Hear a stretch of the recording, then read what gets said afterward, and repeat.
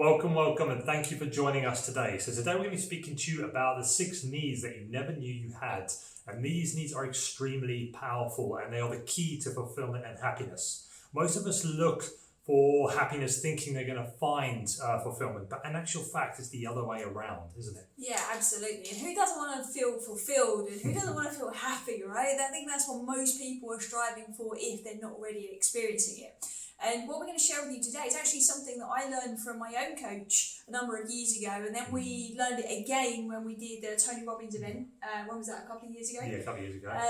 The Unleash Power Within event, and it's so powerful. The greats are even teaching this. It's so powerful that if I was to do like one session with a client, if I had like 1 hour with a client and we had to kind of try and get the most out of things, this would be potentially one of the things that I would cover, because it is so profound. And when you actually apply this to your own life, things can really change. It did for us. Yeah. For me, when I first learned about these needs, and these 6 needs that we all have, my self-awareness just shot through the roof.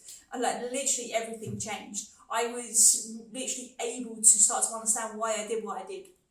I was able to actually start to decipher what all of these things that I was facing in the world really meant. Because all of people's behaviours come from these needs, and it just is really fascinating. It can become a go-to tool for you in the same way that it did for me too. And when I kind of became aware of these needs as well, the first time that I started to really become aware and think about them, this really helped to change my relationships, not just with myself, but with others as well. It helped me to really understand, to know what I needed, but also to become aware of what others needed too. To be able to understand what they think, how they think, why they do what they do, which helped me to become much more effective in, again, understanding myself and them. And these 6 needs are kind of true for everybody. Every single human being needs these needs, don't they? So much so, right? And before we reveal what they are, let me give you a little bit of kind of context, because I know when you're thinking about needs and human needs, you might well be thinking of Maslow's hierarchy of needs, because this does fit into that hierarchy. So for those of you that are not aware, Abraham Maslow is the one that essentially brought this into mainstream, this understanding that we all have certain needs as human beings. At the bottom of this triangle, we have like the foundation, which is our survival needs and our physiological needs. So this is things like food and shelter and safety. Then from there, we have our psychological needs, which is what we're going to dive into today. And then at the top of that triangle, the next lot of needs here are self-actualization, which are our fulfillment needs. So for us to fulfill our full potential, we need to be truly fulfilled in everything beneath it, so psychological and physiological, right, our basic needs, in order to be able to thrive. And one of the things that we've noticed is, a lot of people get to the point where they've got their basic needs met, right? They've got a roof over their head, if they're fortunate, of course, they've got food, they've got shelter, they've got water, they feel safe, they feel relatively secure in their environments, and then they start to wonder, well, why aren't I fulfilling my potential? I thought this was it. Now I've kind of created this life for myself. Is this it? Right? And this is where people tend to be missing a step, and that's what we've noticed, is that there's this gap. It's like having a ladder, but the middle rungs are missing.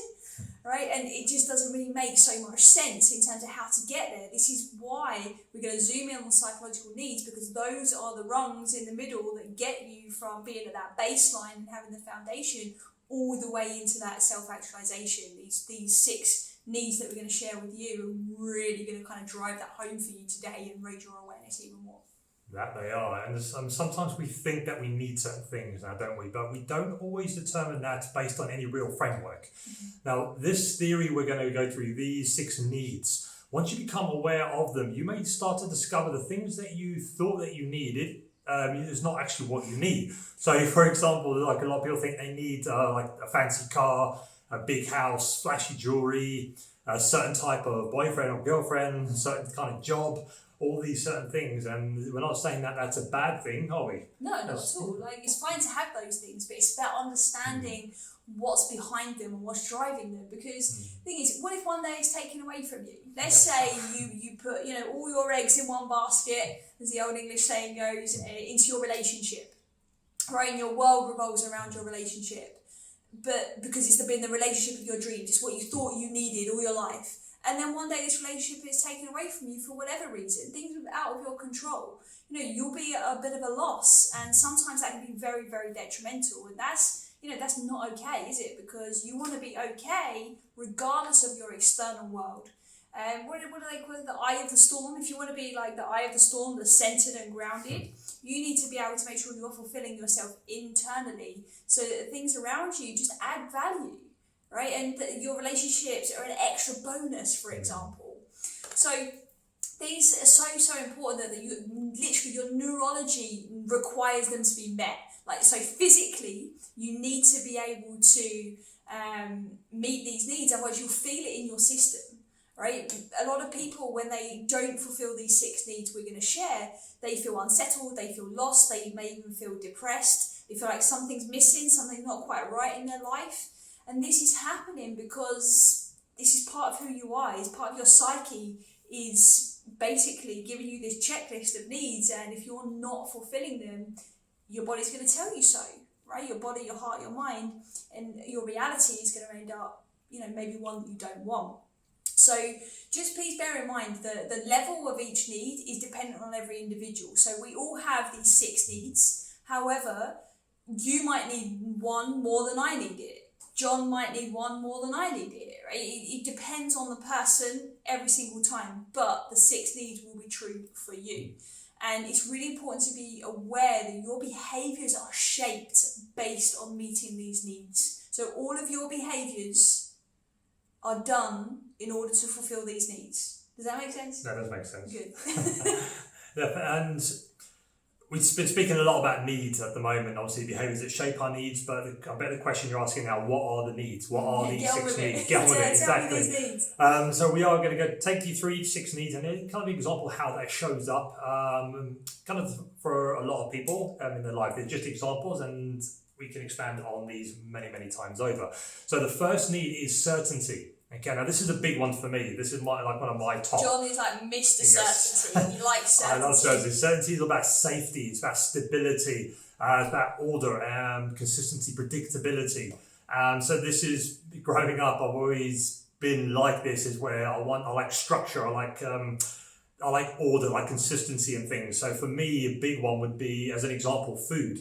Back in the day, I still do it now, but back in the day I was really extreme. Like literally, I would eat the same foods at the same times every single day for months and months on end. I remember when I first met you, this was years ago now, but he would have literally at the exact time, he'd be having like just chicken and eggs. Yep. How many boiled eggs did you About eat? 9 a day. That was So my snack between breakfast and lunch. but crazy though, right? Because Yeah. you thought that was going to get you Well, healthy. exactly. And the funny thing is, I still have that structure now, but a bit more open to kind of timings and foods, and the results I'm getting are actually better, just by loosening the reins a little bit. But I know people whose certainty kind of fits into exercise, where they literally train every single day.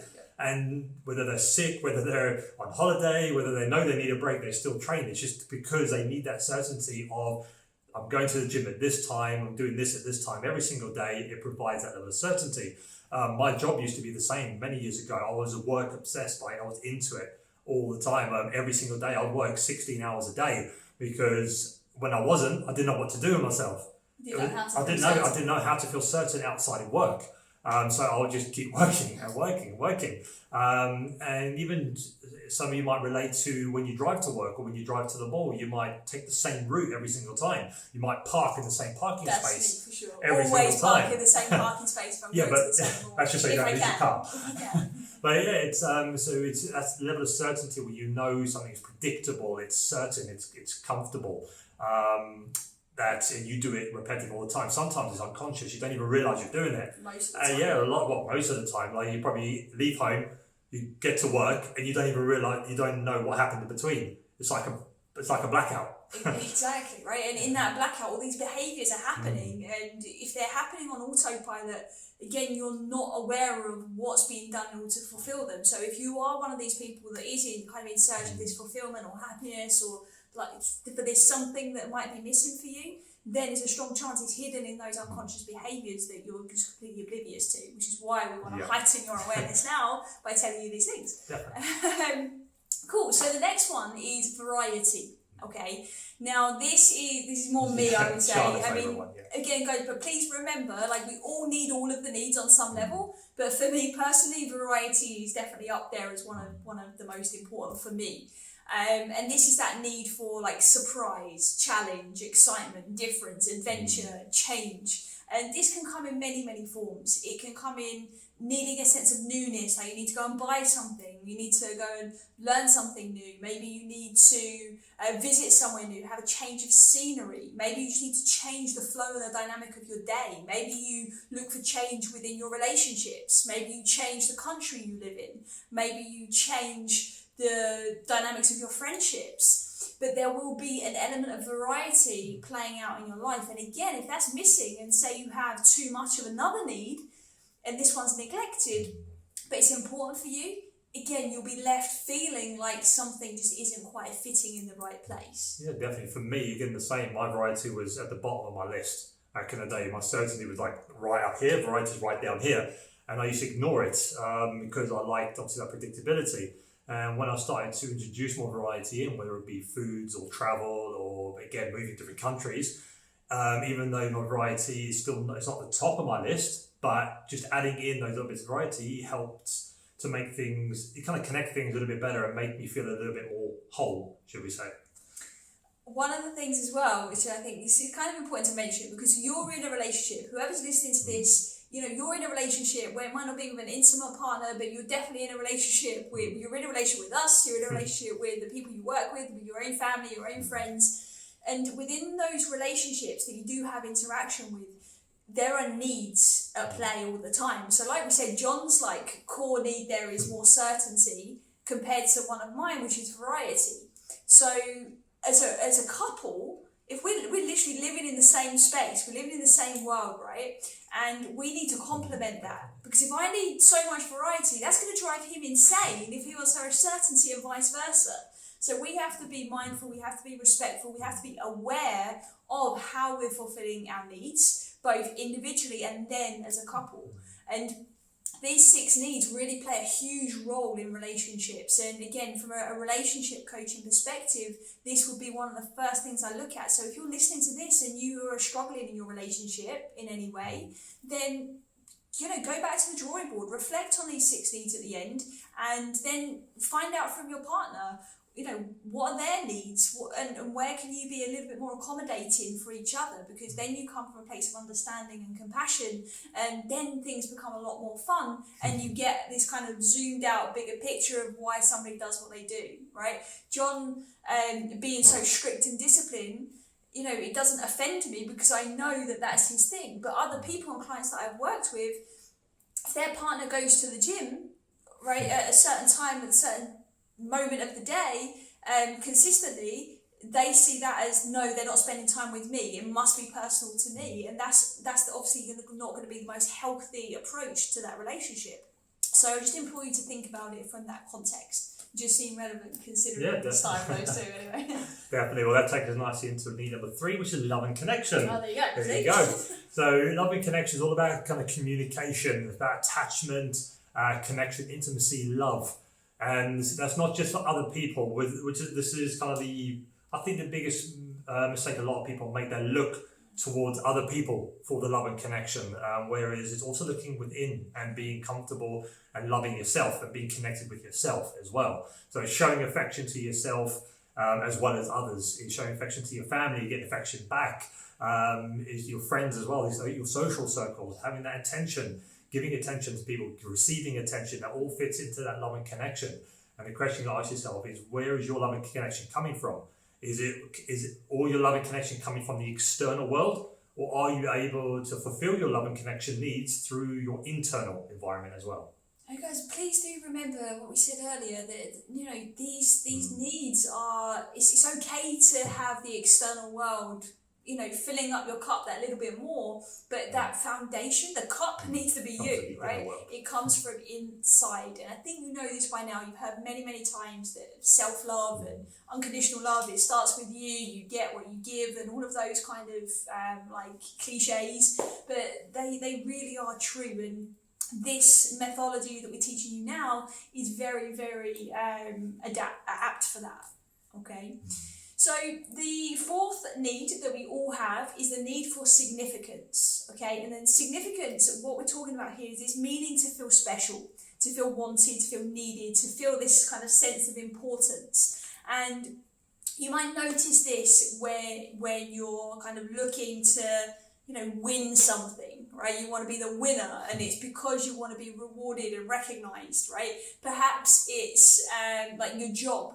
You want to go for that promotion because it gives you that sense of significance, right? And you just kind of keep climbing up that ladder, trying to reach that, fulfill that sense of importance. Some people do it within their relationships. They try and behave in a certain way that makes them seem significant to their partner, and maybe a bit more dominant, maybe just a bit more important than others. So again, just like anything else, it's going to come into play for you in its own way. But these are just some really cool examples that you can start to think about. And just another important point to note here, before we move on, is to the last two, is that we all have these needs, and no one of them are kind of better or worse than the other.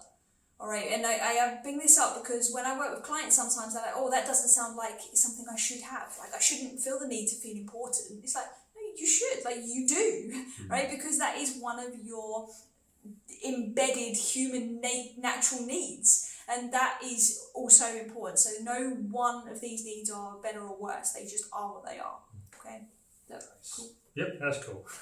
So need number 5 is growth, and this is kind of in my top 2, along I think with Charlotte's as well, is growth.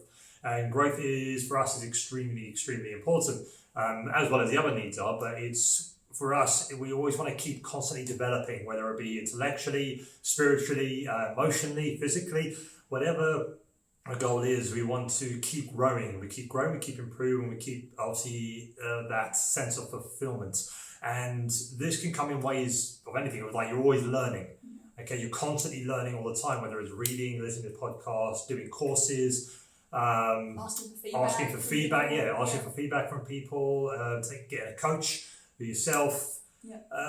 All these different things are kind of examples of how you can bring that need of growth kind of into play. And it is important. Like for me, I know I went through a stage of not really learning anything. This was a long time ago, before I was a bit more aware of what I know now. And I went through quite a few months of thinking, okay, I know enough now. I don't really need to learn anymore. I know more than most people, so that's enough. And then I remember as months go by, there was that feeling of something was missing, just grew and grew and grew, until the point where it became too much. I thought, okay, what's going on? And I found that once I started to learn more, whether it's read more, listen to podcasts, do more courses, just reflect on kind of what was going on in my day, what I could do, what I could improve on and do better, that's when that sense of kind of something's missing went away, and that sense of fulfillment started to come back again, because I was growing myself personally, professionally, socially, whatever I was trying to get out of it. Growth really fits into nature as well, doesn't it? If you look around you, because you've probably heard us say this before on previous episodes and stuff, is that we always go back to nature. If in doubt, always go back to nature and kind of see what's going on and see what the similarities are. And when you go back to nature and you look at plants, you look at animals, everything grows, right? It's our nature to grow and to expand. So when we get to that higher state of consciousness, we kind of unlock this need for growth even more. And it's something that you might be resonating with now, which is why you're even engaging with listening to us in the first place, right? Because it's a form of growth for you. So it's just important to recognise how it's being fulfilled at this point, so that you're aware of it and you're doing it consciously, rather than you just doing it because you're searching for something, right? Understand it is because it's part of your nature, right? So we're on the last need, right? So the last need that we have here is contribution, okay? And contribution is all about serving, right? It's about giving beyond ourselves. It's about, showing up and just like serving and protecting others and caring for other people. And that could show up again in many different ways. You've got the obvious, like you're in charity work, caring and being a caregiver for your family, for your friends. It could be you donating your time, your energy, your money. It could be you lending an ear to a stranger or to a loved one. There's so many ways in which you can contribute. Maybe you're contributing with your work, with your job, with your passion, with your energy, with what you're putting out into the world, your vibration. It's an element of contribution. And growth and contribution, we didn't say this earlier, but these two are like bonus levels. So as you kind of go through life, right, we all have like the first four. So we all have certainty, love and connection, variety and significance. Okay, we have those four. But then we get to a point where when those have been fulfilled in our life, we kind of unlock this like next gear, this level up of, no, now I want to grow, now I want to contribute. And when you get to that point, that's when that true fulfillment comes into play, and that feeling like of wholeness that John mentioned comes in. Yeah, for sure. And now you know these 6 needs, kind of you've got a good indication of what they are and kind of how they show up or how they can show up in different scenarios. What we want you to do now is reflect on these 6 needs. Okay, so you've gone through them, reflect on them, and ask yourself for each one is, how are you fulfilling these needs right now?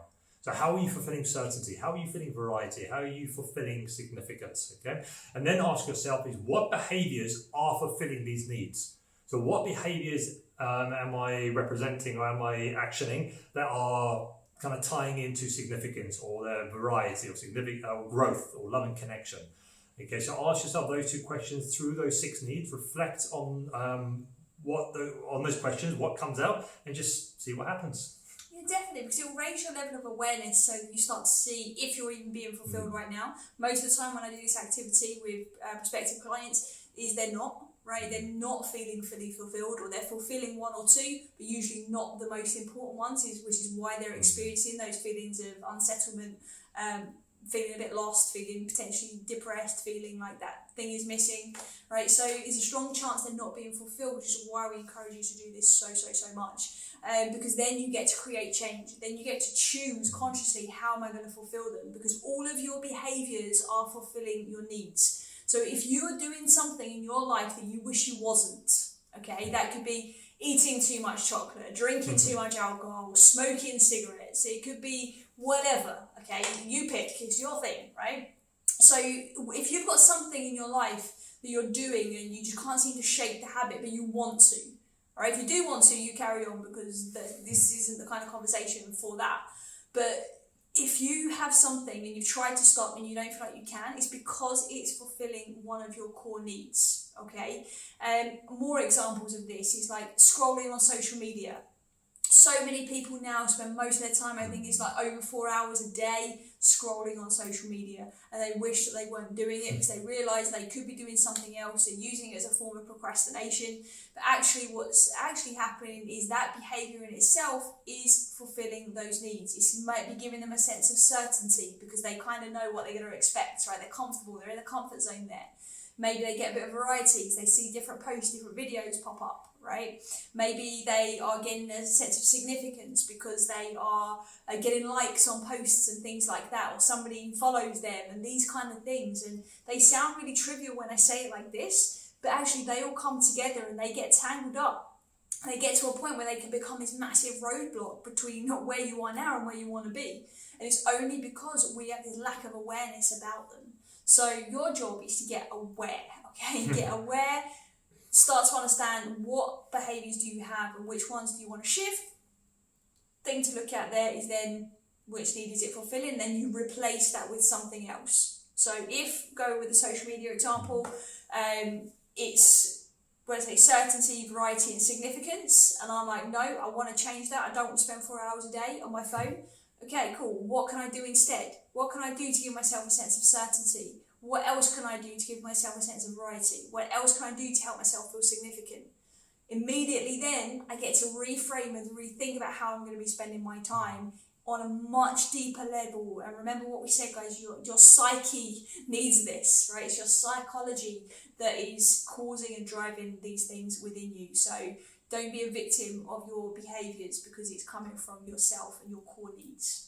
And like what Charlotte said, is becoming more aware of them. When you become aware of them, this will highlight any obsessions or addictions. So if, for example, you have one behaviour that shows up in 3 or more of your needs, this is an indication of addiction. Okay, like Charlotte said, social media, you've got variety, certainty, significance across 3, that's an addiction. So by replacing, could be more, could be all of them. Yeah, exactly. It's about 3 or more, classed as like an addiction or an obsession. So this, if it's taken away from you, So you've got that for some reason. Maybe the internet goes down. You've got no social media for about a month. What happens then? Like you'll struggle to deal with that. Freak out. Yeah, you freak out. You don't know what to do with yourself. Just like I did when I was obsessed with work. My work fulfilled probably nearly most of my needs. That was the same as me. Literally, I remember doing the exercise and I was listing all the things and I was like, work, okay, certainty, work variety, work significance, work, da, da, da. And I went through every need and it showed up for all of them. And I was like, oh my God, like how did I not realise this before? And there was nothing else in those columns that were fulfilling those needs. Therefore, it meant that it had become a bit of a crutch. And that's not okay if you want to live a whole life and get to enjoy all the flavours of it.